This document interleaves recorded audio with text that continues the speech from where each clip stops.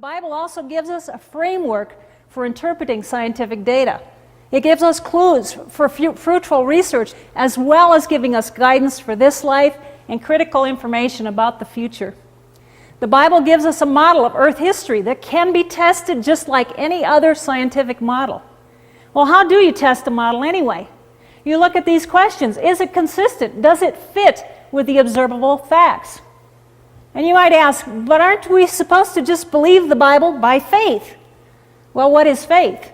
Yes, we are to have faith, but faith is not blind. Biblical faith fits the evidence.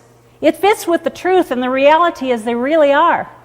In our culture, we've been told that the Bible has nothing to do with science. In fact, we've been told that science contradicts the Bible.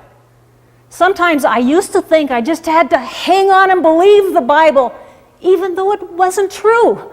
I thought that the evidence contradicted the Bible, and yet I didn't want to junk my faith completely. Now, there are times you do just have to hang on and believe, aren't there?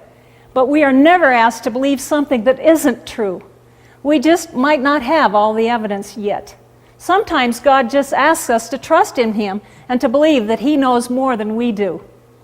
People often question their faith, don't they? You hear high school students or college students going off and questioning the faith they've been taught in their childhood. But how often do they question what they've been taught in school? How often do they question the worldview and the interpretation of science that they've been given there?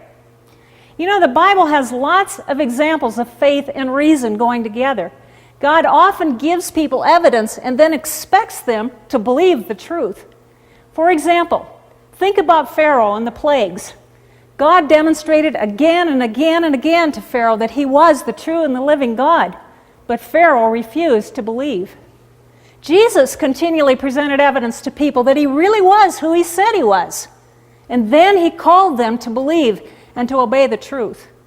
When Thomas doubted that Jesus had really risen from the dead, what did Jesus do? He presented Thomas with evidence, didn't he? He showed him his hands and his feet. We could give lots of other examples, but the point is God is not opposed to evidence. Faith and evidence seem to go hand in hand in the Bible.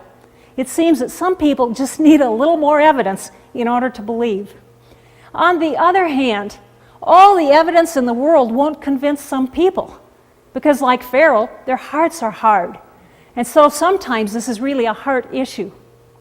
Well, the Bible gives us information about the beginning of the world and early earth history. The Bible claims to be the Word of God. It claims to be the testimony of one who was there in the beginning and who knows everything.